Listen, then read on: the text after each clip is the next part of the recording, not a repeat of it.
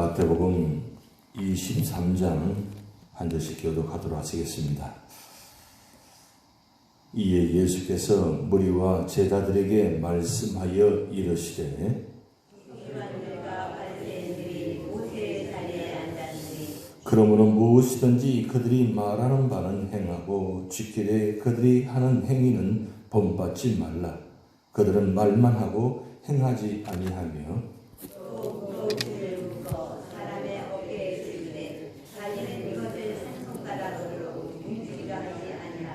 그들의 모든 행위를 사람에게 보이고자 하나니 곧 그 견문띠를 넓게 하며 옷수를 길게 하고 시장에서 문안 받는 것과 사람에게 랍비라 칭함을 받는 것을 좋아하느니라. 그러나 너희는 랍비라 칭함을 받지 말라. 너희 선생은 하나요 너희는 다 형제이라. 땅에 있는 자를 아버지라 하지 말라. 너희의 아버지는 한 분이시니 곧 하늘에 계신 이시니라. 또한 지도자가 칭함을 받지 말라. 너희의 지도자는 한 분이시니 곧 그리스도시니라. 너희 중에 큰 자는 너희를 섬기는 자가 되어야 하리라. 누구든지 자기를 높이는 자는 낮아지고 누구든지 자기를 낮추는 자는 높아지리라. 화 있을진저 외시간의 서기관들과 바리새인들이여 너희는 천국 문을 사람들 앞에서 닫고 너희도 들어가지 않고 들어가야 하는 자도 들어가지 못하게 하는도다.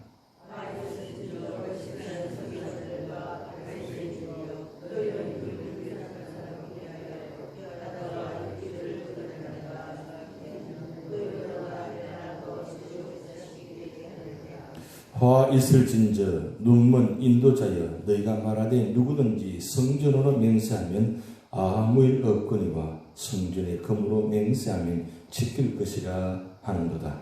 어디서 그에게 누리려 어느 것이 크냐 그 금이냐 그 금을 거룩하게 하는 성전이냐. 너희가 또 이르되 누구든지 제단으로 맹세하면 아무 일 없거니와 그 위에 있는 예물로 맹세하면 지킬지라 하는도다.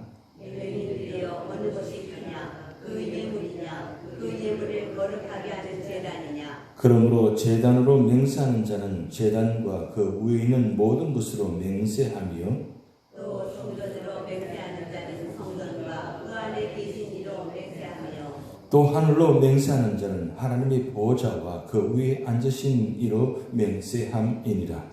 화 있을진저 외식하는 서기관들과 바리새인들이여 너희가 국가와 회양과 군세에 실조는 길인데 율법에 더 중한 바 정의와 긍휼과 믿음은 버렸도다. 그러나 이것도 나도 저것도 버리지 말아야 할지니라. 맹인된 인도자여 하루살이는 걸러내고 낙타는 삼기는도다. 화 있을진저 외식하는 서기관들과 바리새인들이여 산과 대접의 곳은 깨끗이 하되 그 안에는 탐욕과 방탕으로 가득하게 하는도다. 눈먼 바리새인이여 너는 먼저 안을 깨끗이 하라. 그리하면 겉도 깨끗하리라. 화 있을진저 외식하는 서기관들과 바리새인들이여 회칠한 무덤 같으니 겉으로는 아름답게 보이나 그 안에는 죽은 사람의 뼈와 모든 더러운 것이 가득하도다. 이와 같이 너희도 겉으로는 사람에게 옳게 보이되 안으로는 외식과 불법이 가득하도다.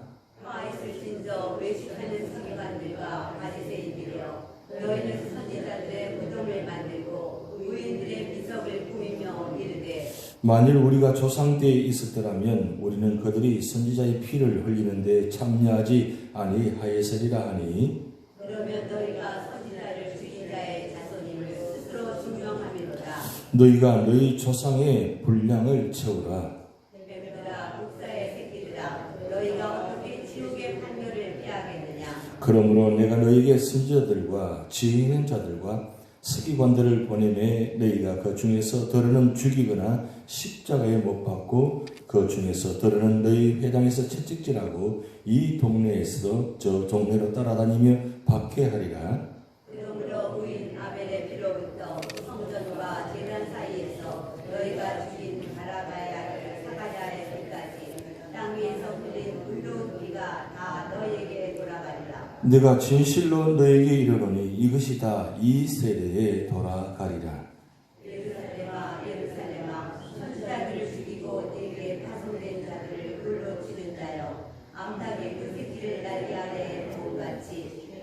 너희의 자녀를 보려 한 일이 몇 번이더냐. 그러나 너희가 원하지 아니하였도다. 보라, 너희 집이 황폐하여 벌어진 바 되리라. 내가 너희에게 이르노니 이제부터 너희는 찬송하리로다. 주의 이름으로 오시는 이여 할 때까지 나를 보지 못하리라 하시니라. 아멘. 오늘 마태복음 23장은 예수님께서 마지막 고난주간 시작되는 성전에 나귀를 타시고 들어가셔서 오늘 이 말씀하는 시간적인 순서는 화요일입니다. 화요일, 고난주간 화요일 예수님께서 말씀하시는 장면입니다. 이제 곧 십자가를 앞두고 있습니다. 그 앞두고 있으면서 마지막으로 거의 3년 동안 공생의 기간 동안 그 예수님을 그 지독히도 괴롭힌 이 서기관과 바리새인들 향하여서 하시는 말씀입니다. 그런데 예수님께서 제일 먼저 공생 시작할 때 하신 말씀 8복, 이 8가지 복의 말씀과 그리고 오늘 마태복음 23장에 나와 있는 7가지 저주, 이 복과 저주를 연결시키고자 합니다. 예수님 첫 시작하시는 복으로 말씀 시작하셨습니다. 그런데 마지막은 저주로 끝나는 장면이 나타나는데, 복으로 말씀하실 때는 예수님이 제자들 중심으로 말씀하셨고, 이 저주는 서기관과 바리새인들 향해서 하신 말씀입니다. 그런데 오늘 23장 전체 결론은 사실은 한마디입니다. 하나님은 외모를 보시지 않고 중심을 보신다는 것. 바로 그 말씀이에요. 어제 제가 나눠드렸던 이 구약 성경에 나타나는 613가지 계명, 이 613가지 계명을 철저하게 지키는 사람들이 바로 서기관과 바리새인들입니다. 그래서 오늘 말씀 시작할 때 보면 23장 2절의 말씀 보면 서기관과 바리새인들이 모세 자리에 앉았으니, 이 말씀은 모세 자리에 앉았다는 말씀은 바로 613가지 그 기록한 모세 5경, 장세기, 출애굽기, 레위기, 민수기, 신명기 중에서 출애굽부터 신명기까지 이 네 권의 말씀, 기록된 말씀을 613가지를 뽑아내 가지고 말씀을 기록한 그 말씀을 서기관과 바리새인들이 지키는데, 그 지킨다는 말을 모세 자리에 앉아 있다 그랬어요. 그런데 오늘 3절 말씀에 이렇게 말씀해 놨어요. 우리 같이 3절 말씀 같이 읽어보시겠습니다. 그러므로 무엇이든지 그들이 말하는 바는 행하고 지키되 그들이 하는 행위는 본받지 말라. 그들은 말만 하고 행하지 아니하며 라고 그랬습니다. 지금 서기관과 바리새인들이 무슨 말을 하느냐? 말하는 것은 613가지 말한다는 뜻입니다. 그런데 그 말하는 바를 행하라는 거예요. 지키라는 거예요. 613가지를 지금 말하고 있다는 뜻입니다. 그리고 그 613가지를 행하고 지키라는 거예요. 그런데 613가지를 다 지킬 수 있느냐? 사실은 지킬 수가 없습니다. 사람으로는 이것은 정말 감당하기 힘든 말씀들입니다. 그런데 그들은 613가지 말은 하는데 실제적으로 행위는 그렇게 못한다는 거죠. 그래서 오늘 예수님이 말합니다. 말만 하고 행하지 않은 것은 본받지 말라는 거예요. 결국 아무리 악한 사람이라도, 아무리 서기관 바리새인들이라도 말하는 것은 옳은 말을 한다는 거예요. 그런데 말은 듣되 행위는 본받지 말라. 그러면서 예수님께서 오늘 13절부터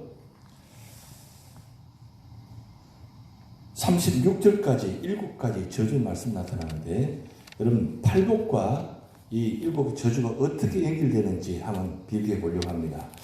팔복의 첫 번째가 바로 신명이 가난 자는 복이 있나니 천국의 저유업을 받을 것이라, 그 말씀이었어요. 신명이 가난한 자는 복이 있나니, 이 말씀을 복 얘기하는데, 오늘 13절 화 있을진즉 첫 번째 화 저주 내용합니다. 첫 번째 화의 내용이 뭐냐면 교만한 자는 천국에 들어갈 수 없다는 뜻입니다. 그래서 첫 번째 복과 그리고 첫 번째 저주가 연결됩니다. 그래서 여러분 성경에다가 13절 옆에다가 복 복 1이라고 적어 놓으시면 바로 연결될 것입니다.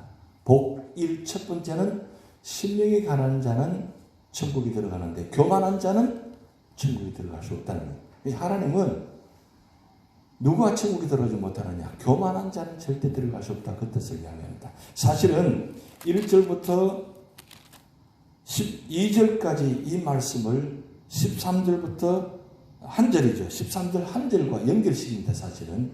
그래서 이 첫 번째 저주에 대해서 1절부터 12절까지 길게 말씀을 기록해 놓았어요. 그 뜻은 한마디로 정리하면 교만한 자는 절대로 천국에 들어갈 수 없다. 그 말씀입니다. 그러면 교만한 자는 천국에 들어가지 못하면 천국에 들어간 자는 누구냐? 바로 심령이 가난한 자. 그럼 심령이 가난한 자는 누구냐겠죠? 심령이 가난한 자는 바로 하나님 앞에서 나는 죄인입니다. 나는 죄인입니다. 그건 겸손한 자는 말합니다. 결국 교만한 자는 천국에 들어갈 수 없는데 겸손한 자는 천국에 들어갈 수 있다. 그 말씀을 지금 말씀하고 있습니다. 그 두 번째 복이 애통하는 자는 위로를 받기라고 했습니다. 애통하는 자. 그런데 여기 저주의 장면은 애통하는 장면이 나오지 않습니다. 그래서 세 번째 복이 연결됩니다. 세 번째 복은 무엇입니까? 바로 온유한 자는 복이 있나니 땅을 기업을 받을 것이며 온유한 자. 제가 말씀드렸지만 이 온유한다는 말은 프라우스라는 말한다. 프라우스는 힘을 조절한다. 힘은 갖고 있는데 힘을 절대로 사용하지 않아요. 왜? 그 힘은 내 힘이 아니기 때문입니다. 근데 내 힘을 가지고 사용하면 분명히 문제가 됩니다. 그래서 우리가 지식을 갖고 있든지 지혜를 갖고 있든지 능력을 갖고 있든지 모든 그 갖고 있는 거 가지고 함부로 사용하지 말라는 거예요. 근데 온유한 자는 내가 어떤 모습을 갖고 있는지 사용을 잘 하지 않습니다. 끝까지 참고 인내합니다. 근데 오늘 두 번째 화가 뭐냐면 15절부터 22절까지 나오는데 두 번째 저주입니다. 두 번째 저주 내용이 뭐냐면 남을 실족케 하는 자는 화를 당한다는 뜻이에요. 남을 실족케 하는 자. 그 말씀을 15절부터 22절까지 길게 말씀을 기록해 놓았는데 사실은 15절 말씀 한 절입니다. 15절 한 절 말씀인데 이 15절 한 절 말씀과 온유한 자와 연결됩니다. 그러니까 온유한 자는 절대 남을 실족케 하지 않는다는 거죠. 그런데 온유하지 못하면 내가 갖고 있는 그 지식, 내가 갖고 있는 힘을 가지고 남에게 행세하기 때문에 그것 때문에 남을 실족케 한다는 거예요. 그래서 내가 무엇을 갖고 있든 간에 그것 가지고 함부로 행세하지 말라는 거예요. 그런데 서기관과 바리새인들은 그 갖고 있는 지식, 율법, 그거 가지고 늘 남을 가지고 판단하고 남을 비판하고 남을 저주했다는 거죠. 오히려 저주받을 자가 저주하고 있으니까 이율배반적이죠. 그래서 두 번째 저주가 남을 실족케 하는 자는 화를 당한다. 그 말씀을 기록했습니다. 그리고 네 번째 복이 뭐냐면 의에 줄이고 목마른 자는 배부를 것입니다. 그랬어요. 의에 줄이고 목마른다는 말씀은 심령이 가난하다 보니까 내가 하나님을 서 있습니다. 그러면 내가 하나님을 서 있으니까 내가 누구인지를 깨닫게 됩니다. 내가 누구인지를 깨닫게 되다 보니까 날마다 하나님 앞에 엎드릴 수밖에 없어요. 왜냐하면 하나님 아니고는 하나님 은혜 아니고는 하루가 살아갈 수 없다는 거죠. 그래서 우리가 날마다 이 새벽기도 예배 나온 이유가 무엇입니까? 내가 하나님에 엎드리지 못하면 하나님 은혜를 받지 못하면 하나님 말씀 받지 못하면 하루도 살아갈 수 없기 때문에 그걸 깨닫는 거예요. 그런 자가 바로 심령이 가난한 자입니다. 심령이 가난한 자는 바로 내가 누구를 깨닫게 되니까 날마다 애통이 하는 거예요. 왜 애통이 하느냐? 나는 그렇게 살고 싶지 않은데 날마다 내 속에 있는 죄가 나를 힘들게 하고 나를 괴롭히고 하고 나를 하나님 앞에 서지 못하게 하는 그 죄성 때문에 날마다 애통이 하는 거예요. 그래서 사도 바울이 뭐라고 고백했습니까? 내 속에 두 자가 있어가지고 날마다 나를 괴롭힌다. 그래서 그렇게 복음을 전하면서도 사도 바울은 언제나 스스로 너무 나 자신이 너무 싫은 거예요. 나는 그렇게 살고 싶지 않은데 내 속에 있는 그 죄성 때문에 자꾸 그것이 불쑥불쑥 드러나니까 그것 때문에 너무 괴로워하는 거예요. 그래서 날마다 애통이 합니다. 애통이 하다 보니까 내가 누군지 아니까 내가 갖고 있는 능력, 내가 갖고 있는 지식은 그게 아무것도 아니라는 깨닫게 되는 거예요. 그래서 온유할 수밖에 없습니다. 온유할 수밖에 없다 보니까 그러면 결국 어떻게 하느냐? 의에 줄이고 목마른다는 말은 결국 하나님의 은혜를 날마다 사모한다는 뜻이에요. 날마다 하나님 앞에 엎드리는 모습. 그래서 의에 줄이고 목마른 자는 복이 있다 그랬어요. 날마다 은혜를 사모하고 날마다 은혜 안에 살아가는 자는 복이 있다는 거죠. 그걸 세 번째 저주와 연결시키는데 16절부터 22절까지 세 번째 저주가 나타나는데 이 세 번째 저주는 뭐냐면 물질을 얻기에 탐하는 자는 화가 있다는 거예요. 하나님의 은혜를 사모하는 것이 아니라 날마다 물질을 얻기에 탐하는 자. 지금 서기관과 바리새인들이 613가지를 말씀을 지킨다고 하면서도 날마다 하나님의 은혜를 사모하는 것이 아니라 어떻게 하면 세상의 물질, 권세, 명예를 가질까 그걸 늘 탐한다는 거예요. 그 늘 형식주의죠. 옷은 화려하게 걸쳐 입고 품은 대단한데 보면 다 거기 보면 뭐냐? 거기다가 치우쳐 있다는 거죠. 그래서 물질을 탐하는 자들이 바로 서기관과 바리새인들이 그들을 향해서 예수님은 아주 신랄하게 비판하며 통하죠. 화 있을진저 그렇게 말씀하고 있습니다. 그러면서 이제 다섯 번째 복에 대해서 말씀하는데 다섯 번째 복이 뭐냐면 긍휼히 여기는 자는 복이 있나니 긍휼히 여김을 받을 것이요 그랬어요. 첫 번째부터 네 번째까지 복을 갖은 자는 이 내면적인 복입니다. 내면적인 복을 갖고 있는 사람은 이제 다섯 번째부터 여덟 번까지는 겉으로 드러나는 외면적인 복이에요. 이 내면적인 복을 갖고 있는 사람이 결국 외면으로 나타나는데 내면적인 복을 받지 않으면 절대로 뭐요? 남을 대해서 긍휼히 여길 수가 없습니다. 조그마한 것도 용서하지 못하는 거예요.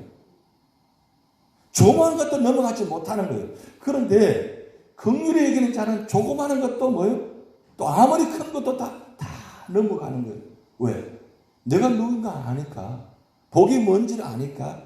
그래서 남에 대해서 바라볼 때 긍휼히 여길 수밖에 없다는 거죠.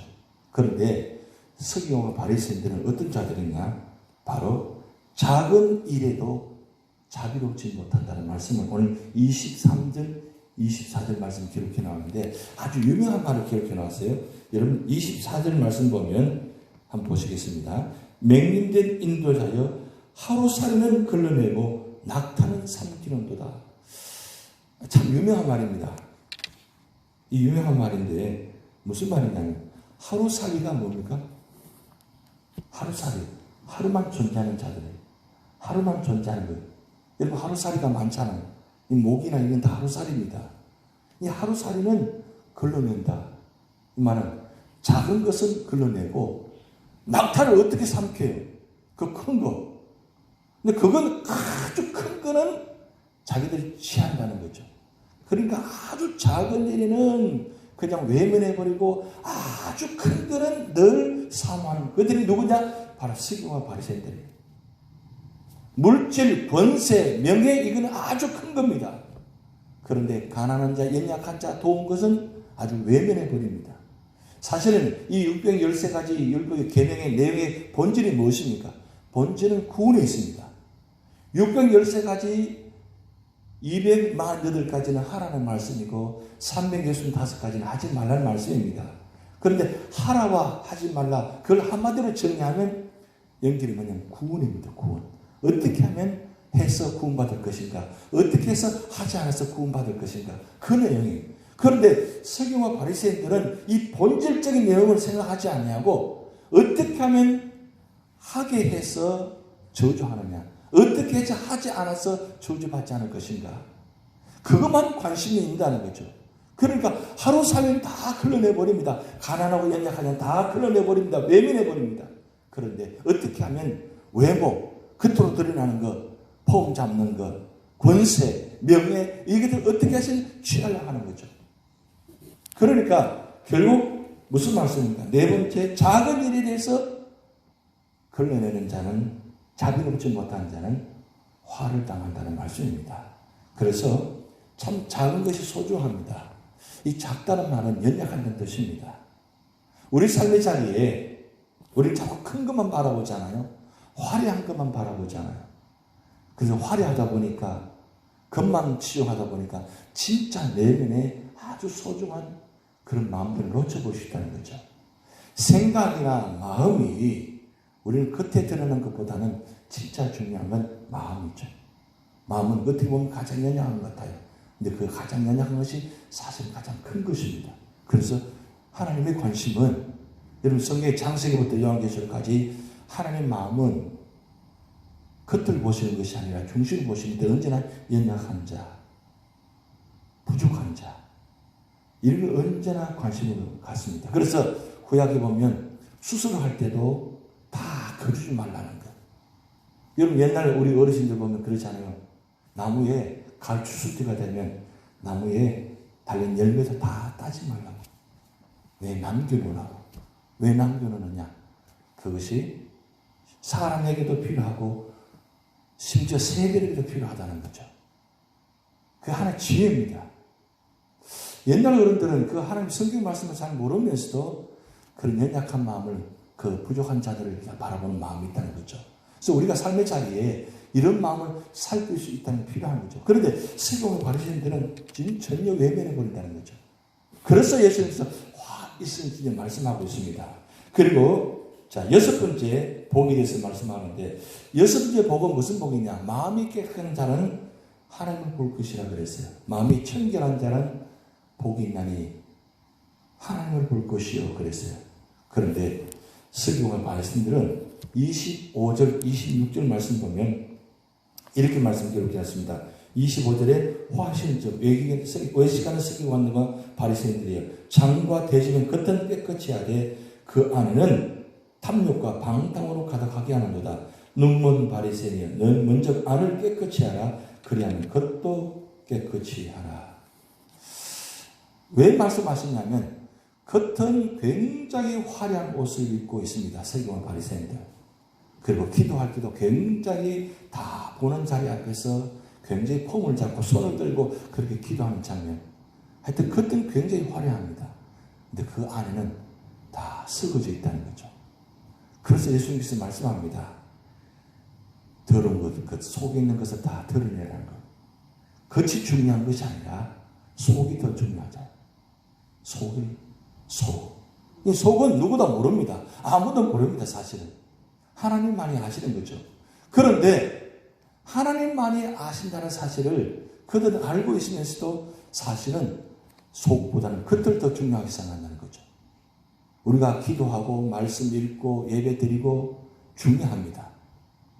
네, 이거 하는 만큼 기도하는 만큼 말씀 보는 만큼 예배 드리는 만큼 우리 삶의 차례도 똑같아야 한다는 거죠.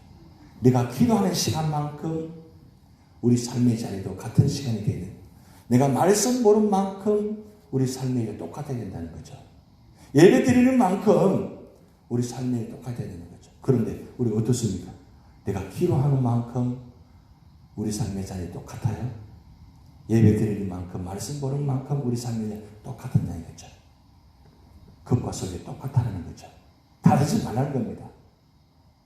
그걸 지금 오늘 예수님께서 말씀합니다. 그게 바로 그리고 일곱 번째 말씀하시는데 화평케 하는 자는 하나님의 자녀로 불림을 받는다 그랬어요.